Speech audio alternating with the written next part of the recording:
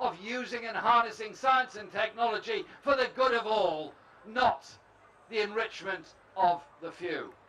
And so why are so many of our young people being told, sorry, but there might not be a health service there for you, there might not be sufficient pensions there for you, you might be deeply in debt because you tried to get an education. And there is Jeremy Corbyn winds up his speech in Durham to the Durham Miners' Gala. Let me just reflect on a few things that he had to say. He said the party has to come together to change things. He talked about a number of issues, particularly education and health, things that affect normal people, he said.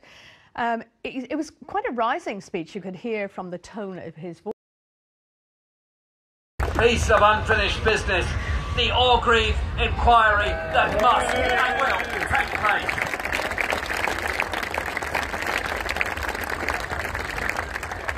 The miners' strike taught us a lot.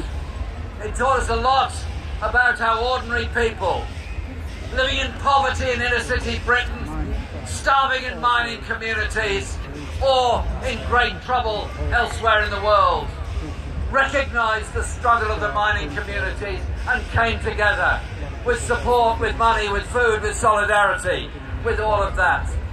And so it is a great tradition of the big meeting that there are international speakers. And I was so pleased and I'm so proud to follow my good friend Napoleon Gomez in what he said on behalf of the miners of Mexico. He cannot go to Mexico because it's not safe for him. He's not allowed there. He leads the union from exile.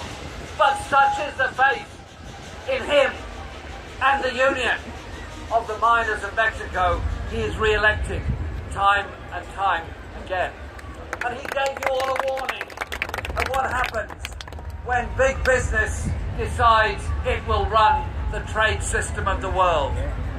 The enfranchisement of global corporations through NAFTA is exactly what is being planned through the Transatlantic Trade and Investment Partnership.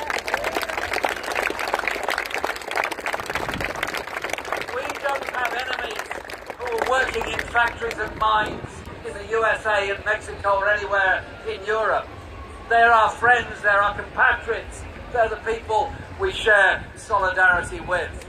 We don't need a trade treaty that empowers global corporations at the expense of democratic governments and democratic society.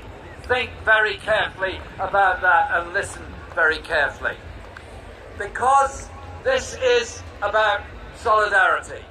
The Tory government's tried to destroy it, and we have a choice. Do we go together in solidarity going forward to improve the lives of everyone, or do we allow brutality to divide?